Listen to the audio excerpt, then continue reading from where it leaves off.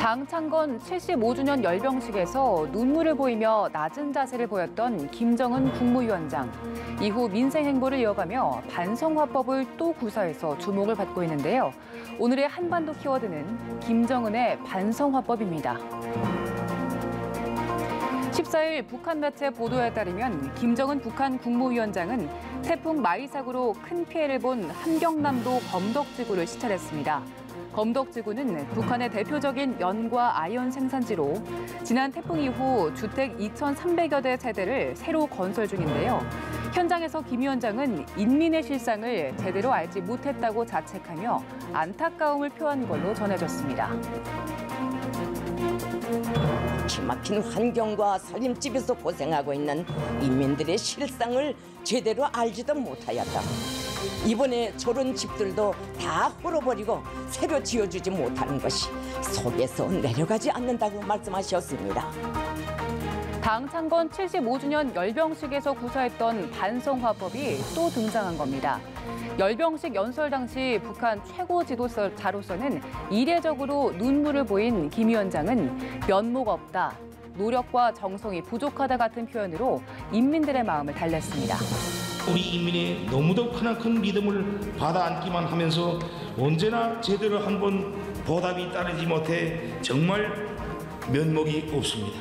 이 나라를 이끄는 중책을 지니고 있지만 아직 노력과 정성이 부족하여 우리 인민들이 생활상 어려움에서 벗어나지 못하고 있습니다.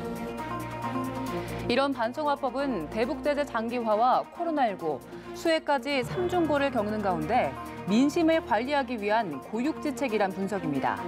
김 위원장은 최근 발생한 수해와 코로나19에도 유달리 발빠르게 대응하는 모습인데요. 수해 지역을 찾을 때 직접 운전대를 잡는가 하면 반소매 네임만 걸친 채 현장을 누비는 등 직접 동분서주하며 인생을 챙기고 있습니다. 김 위원장은 최고 존엄인 최고 지도자를 모호류 존재로 신성화했던 선대와 달리 잘못에 몸을 낮춰 사과하고 반성하는 북한으로서는 파격적인 행보를 보여왔습니다. 지난 2017년에는 신년사에서도 반성하는 발언을 한 바 있는데요.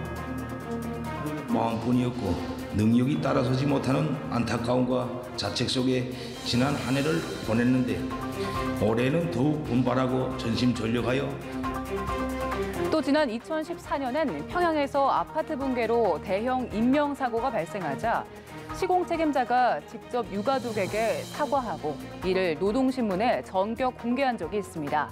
김 위원장의 지시가 아니고서는 해당 조치가 불가능하다는 점에서 반성을 통한 애민 지도자 이미지가 부각됐다는 평가가 나왔습니다.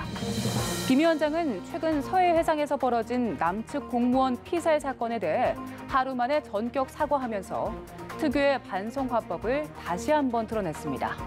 남녘 동포들에게 도움은커녕 우리 측 수역에서 뜻밖의 불미스러운 일이 발생하여 문재인 대통령과 남녘 동포들에게 커다란 실망감을 더해준 데 대해 대단히 미안하게 생각한다는 김일성 주석이나 김정일 국방위원장이 잘못을 인정하는 데 매우 인색했다는 평가가 나오는 만큼 김정은 위원장의 반성화법은 더욱 눈길을 끌고 있습니다.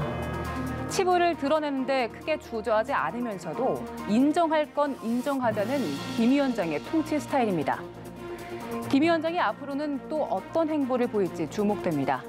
한반도 키워드, 오늘은 김정은의 반성화법이었습니다.